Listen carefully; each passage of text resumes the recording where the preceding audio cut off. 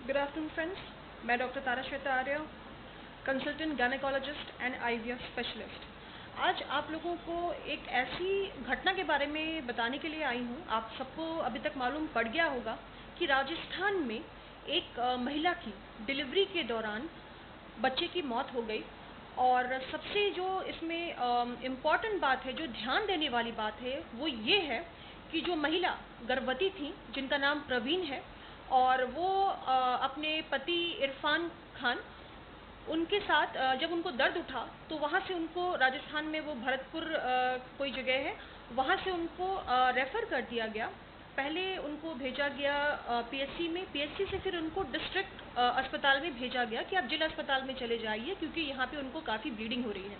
तो उनको जब जिला अस्पताल लेकर के गए तो वहाँ पे जो डॉक्टर हैं थी ऑन ड्यूटी, जिनका नाम मुनीत वालिया है, उन्होंने उनसे पूछा कि आपका नाम क्या है। सारी चीज़ें पूछने के बाद तो फिर उन्होंने बोला कि मेरा नाम इरफान है, जो गर्भवती महिला थी उनके हस्बैंड। उसके बाद उन्होंने बोला कि आप मुस्लिम हैं, तो उन्होंने कहा जी। तो बोला कि अब तो आपका इलाज यहाँ पर नहीं हो सकता है, और उन्होंने अपने जूनियर डॉक्टर जो ड्यूटी पे होंगे उनको ये बताया कि इनका रेफरल कार्ड बना दीजिए और इनको यहाँ से रेफ़र कर दीजिए। मतलब, और भरतपुर से निकलते निकलते ही वो बाहर नहीं निकल पाए होंगे, उनकी गाड़ी में ही डिलीवरी हो गई और बच्चे की मौत हो गई। ये इतनी शर्मनाक घटिया हरकत है, इतनी शर्मनाक।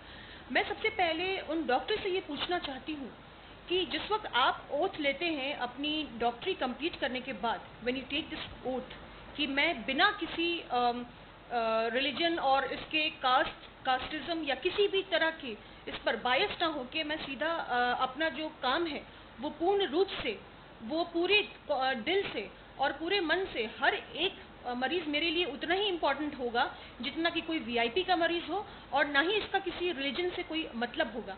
तो आपने ये पेशेंट से पूछा कैसे कि ये मुस्लिम पेशेंट है कि हिंदू पेशेंट है?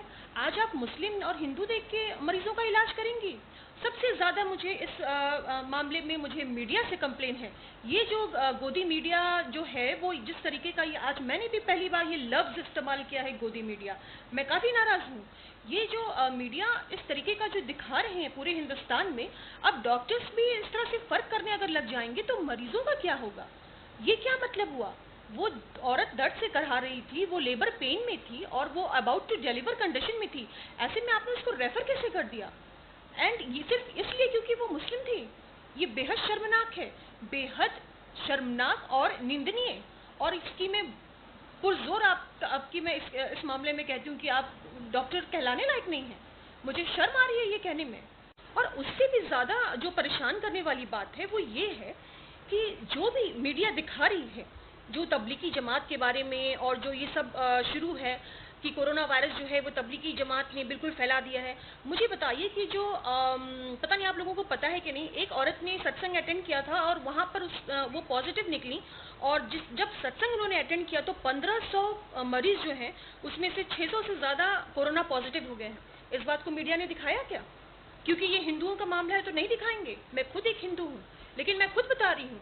आप बार बार तबलीगी जमात के बारे में बोल रहे हैं। अरे भाई, क्या अमेरिका में तबलीगी जमात गई थी कोरोना स्प्रेड करने के लिए? क्या इटली में तबलीगी जमात गई थी कोरोना स्प्रेड करने के लिए?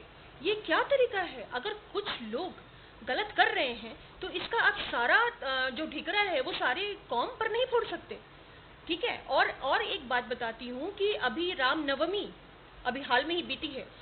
लॉकडाउन था, लेकिन फिर भी रथ यात्रा निकाली गई महाराष्ट्र में। किसके कहने पर?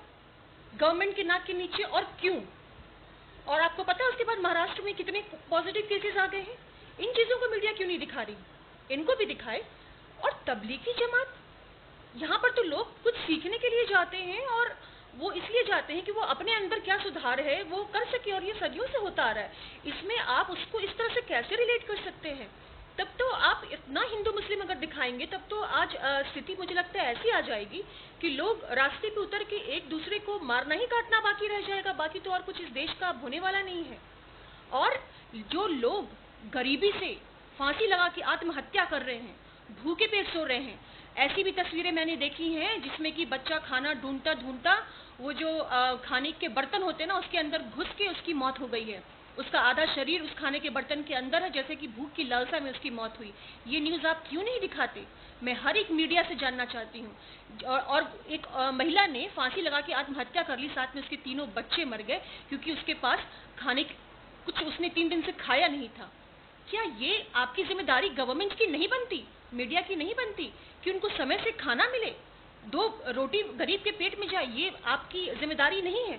आपकी जिम्मेदारी बस इतना दिखाना है कि कोरोना कैसे तबलीगी जमात ने फैलाया, और बाकी क्या पूरे अमेरिका में, पूरे इटली में, पूरी जर्मनी में और पूरे स्पेन में और चाइना में तबलीगी जमात गए थे कोरोना फैलाने के लिए।